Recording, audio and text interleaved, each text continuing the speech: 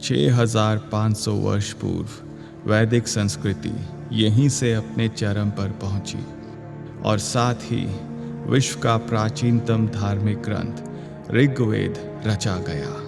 फिर आगे चलकर यह भूमि गीता का ज्ञान और महाभारत के युद्ध की भी साक्षी रही है। फिर 2500 वर्ष पूर्व बुद्ध ने अपने जीवन के सबसे महत्वपूर्ण सूत्रों के लिए भारत की इस भूमि का चयन किया और ये भूमि कहलाती थी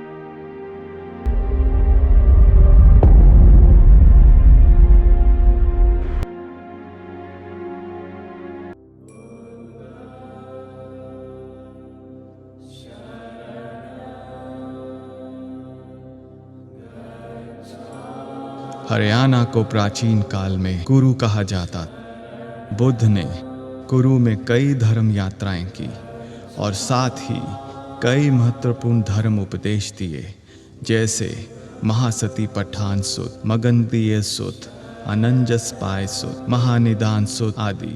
इस जगह का चयन शायद इसलिए हुआ क्योंकि बुद्ध को इस बात का पता होगा कि हरियाणा धर्म, संस्कृति और ग्रंथों का क्षेत्र है। 80 वर्ष की आयु में शरीर को त्यागने से पहले बुद्ध ने स्तूपों के निर्माण का निर्देश दिया और यहीं से स्तूप बनाने का क्रम शुरू हुआ।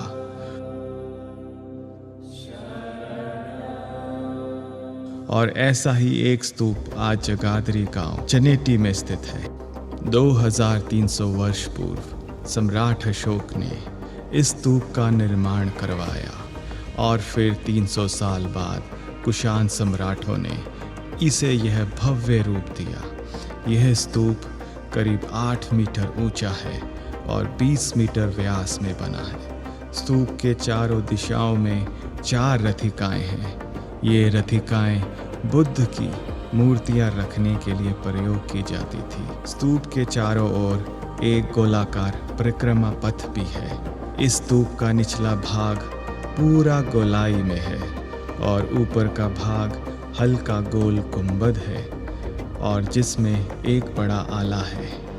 शायद इसमें बुद्ध की अस्थि कलश रखा जाता होगा। स्तूप पर ईंटों से बनी कमल की लाखों खिलती पंखुड़ियां बनाई गई हैं, क्योंकि कमल के फूल को कभी बुद्ध के रूप में पूजा जाता था। बौद्ध स्तूपों को शुरुआती दौर में हेमिस्फेरिकल डोम के आकार में बनाया जाता था।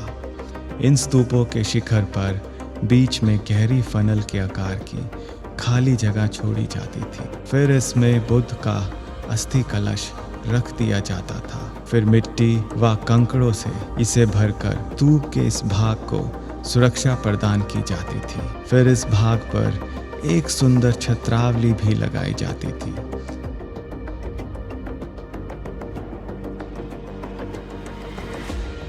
और पूरा होने पर बौद्ध भिक्षु स्तूप के चारों ओर बैठकर मौन साधना और पूजा करते। ये स्तूप बुद्ध के रूप में पूजे जाते थे।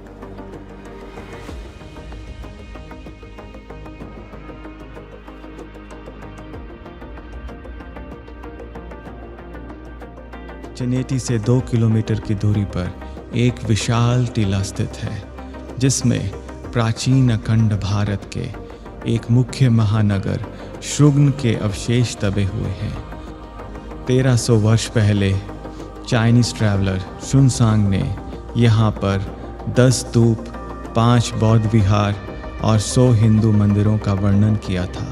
आज इनमें से एक स्तूप के अलावा बाकी किसी के भी अवशेष नहीं मिलते हैं। मध्यकालीन भारतीय इतिहास का अध्ययन करते हैं तो हमें पता चलता है कि श्रृंगना, जो उस समय के भारत के मुख्य व्यापारिक मार्ग पर स्थित था, वह विदेशी आक्रमणकारियों का निशाना बना। यहाँ ये 7 सतिया स्तंभ लगभग 700 वर्ष पहले ज्वार में हुई महिलाओं की याद में बनाई गई थी। उसी समय इनके पास ये 4 छोटे पूर्वमुखी मंदिर भी बनाए गए होंगे।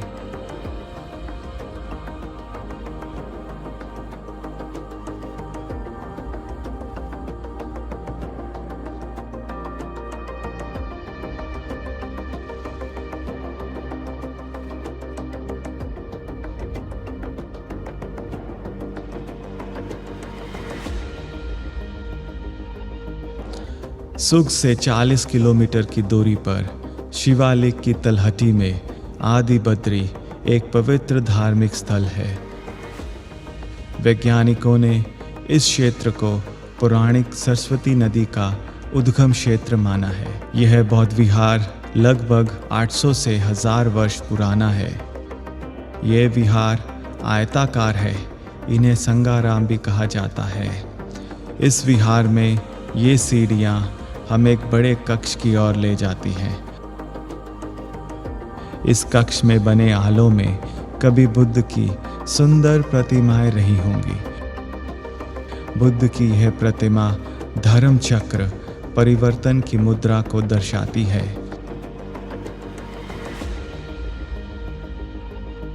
इस विहार में कई बड़े और छोटे कक्ष हैं। यहाँ 1 किलोमीटर के क्षेत्र में कई बौद्ध स्तूपों और विहारों के अवशेष मिले हैं।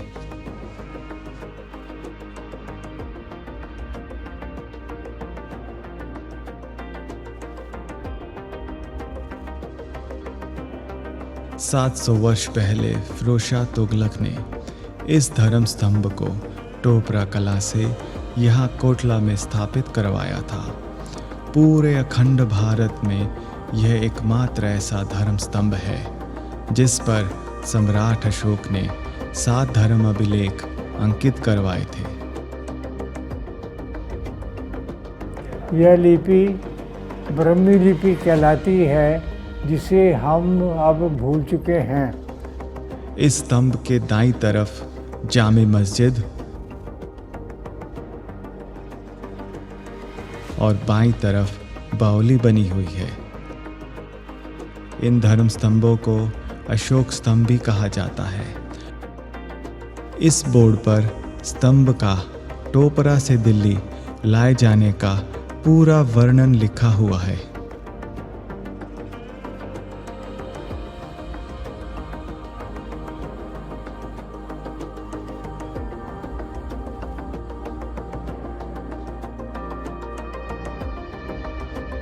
अपने गांव का गौरव स्थापित करने के लिए ग्रामवासियों ने 30 फीट व्यास के इस सुनहरे धर्म चक्र का निर्माण किया है। इस धर्म चक्र में 24 तिलियां हैं और वजन 6 टन है। धर्म चक्र को आज के समय में हम अशोक चक्र भी कहते हैं। यह भारत का सबसे बड़ा धर्म चक्र है। शायद ऐसा ही धर्म चक्र कभी स्तंभ पर रहा होगा। धर्म चक्र बुद्ध और उनकी शिक्षाओं का भी प्रतीक माना जाता है।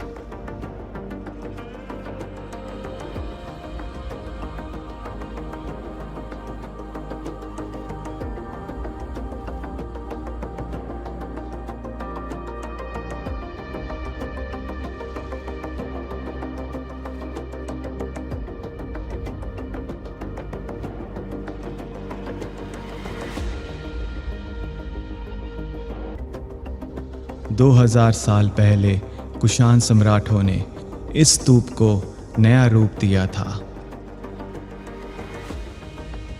असंध को पहले कभी असंधिवत कहते थे। ये उस समय कुरु की राजधानी थी। राजा अशोक की एक पत्नी असंधमित्रा असंधवती के राजा की पुत्री थी। यह स्तूप उत्तर भारत का सबसे ऊंचा स्तूप है।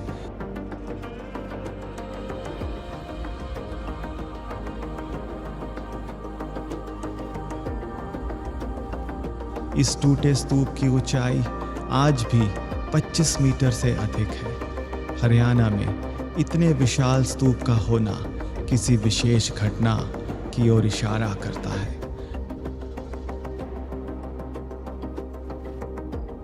जो आज तक इतिहासकारों के लिए एक पहेली बनी हुई है।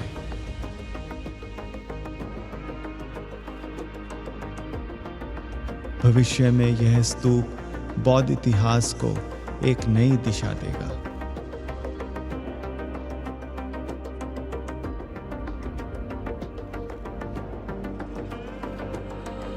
कुरुक्षेत्र विश्वविद्यालय में 2 प्राचीन बौद्ध स्तूपों के अवशेष मिले हैं और एक स्तूप जो ब्रह्म सरोवर के स्टीले के ऊपर गुंबद के रूप में देखा जा सकता है। इस स्तूप का निर्माण आज से लगभग 1300 वर्ष पूर्व सम्राट हर्षवर्धन के समय में हुआ होगा। यह टीला जमीन से 4 मीटर ऊंचा है और 3 एकड़ में फैला हुआ है।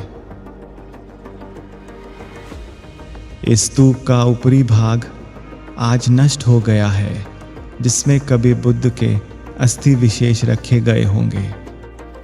यह लंबी चौड़ी दीवार स्तूप को स्थिरता और रक्षा प्रदान करने के लिए बनाई गई थी। इस स्तूप के साथ एक और 2000 वर्ष पुराने स्तूप के अवशेष दिखाई देते हैं, जो आज पूरी तरह से नष्ट हो चुका है। आने वाले समय में यह टीला बौद्ध धर्म से जुड़ी महत्वपूर्ण जानकारी हमें दे सकता है।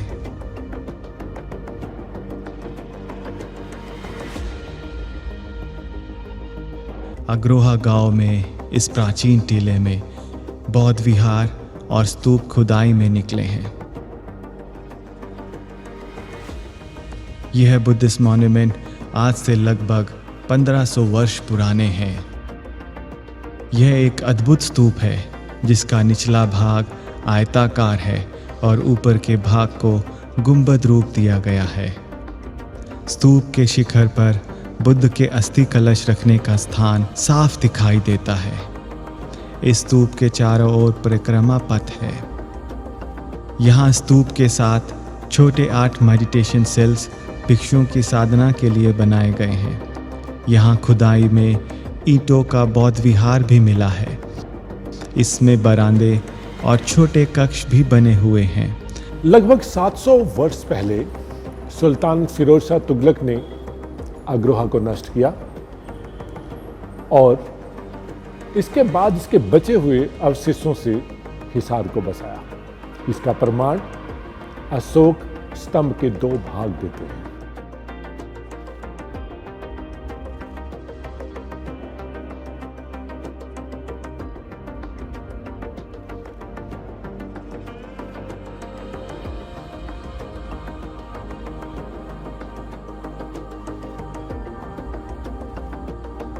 यह निचला भाग सम्राट अशोक के स्तंभ का है और इसके ऊपर बाद में लाल बलुआ पत्थर जोड़ा गया।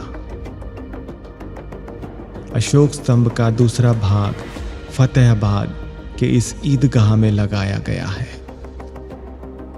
फिरोज शाह तुगलक ने इस स्तंभ पर सम्राट अशोक के धर्म अभिलेखों को मिटवाकर अपनी वंशावली लिखवा दी थी।